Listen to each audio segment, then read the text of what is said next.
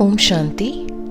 आज हम सुनाने जा रहे हैं उत्तर प्रदेश के बागपत जिले से एक 75 वर्ष के राजा राम जी का अपने बाबा का मदद का प्यारा सा अनुभव। तो चलिए सुनते हैं इन भाई जी का अनुभव। एक दिन मैं अपने घर से दिल्ली जाने के लिए बस स्टैंड पर खड़ा बस का इंतजार कर रहा था। काफी इंतजार के बाद एक बस आई, लेकिन ये क्या, बस तो बिल्कुल खचाखच भरी हुई थी। भीड़ इतनी कि पैर रखने की भी जगह नहीं थी। मुझे काफी देर हो रही थी। मैंने सोचा चलो चढ़ जाता हूँ, शायद आगे कुछ सवारियां उतरेंगी तो जगह मिल जाएगी आराम से खड़े होने की। मैंने काफी कोशिश की कि किसी भी तरह बस में एक बार चढ़ जाऊं, लेकिन भीड़ ने मुझे चढ़ने नहीं दिया। मैंने हार नहीं मानी और एक बार फिर मैंने अपना सारा जोर लगाया और चढ़ने की पूरी कोशिश की, लेकिन कंडक्टर ने मुझे धक्का दे दिया, जिस वजह से मैं रोड पर गिर गया।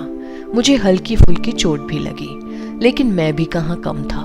मैंने हार नहीं मानी और फिर खड़ा हुआ और बस में चढ़ने लगा। अब बस चलने लगी। मैंने सोचा ये बस निकल गई तो न जाने अगली बस कितनी देर में आएगी। कंडक्टर ने मुझे गुस्से से कहा, कहाँ चढ़े जा रहे हो, दिखता नहीं है क्या बस में कितनी भीड़ है, अगली बस में आना।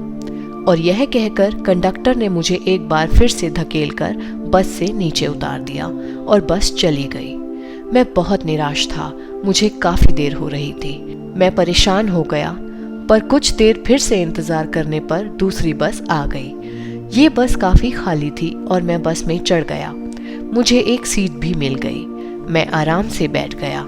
बस से गिरने के कारण मुझे मामूली सी चोटें आ गई थी। मैं सोच रहा था कि काश पहले वाली बस से निकल जाता तो बहुत समय से पहुंच जाता। तभी मेरी अंतरात्मा से आवाज आई कि जो होता है अच्छे के लिए होता है, क्योंकि ड्रामा कल्याणकारी है। ये भी ड्रामा ही है। और मैं शांत मन से बैठ गया। अभी बस कुछ किलोमीटर ही चली थी कि अचानक ड्राइवर ने तेजी से ब्रेक लगाए। बाहर से काफी शोर आ रहा था।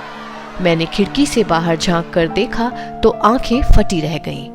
मैंने गहरी सांसें लेते हुए कहा, ये क्या हो गया। इस बस से पहले जो बस दिल्ली के लिए निकली थी, जिसके कंडक्टर ने मुझे धक्का दे दिया था, वो बस बीच सड़क पर पलटी हुई पड़ी थी। और पलटी भी ऐसे थी कि बस के पहिए ऊपर की ओर और सवारियां नीचे दबी हुई थी। उस एक्सीडेंट में बहुत से यात्री मारे गए थे।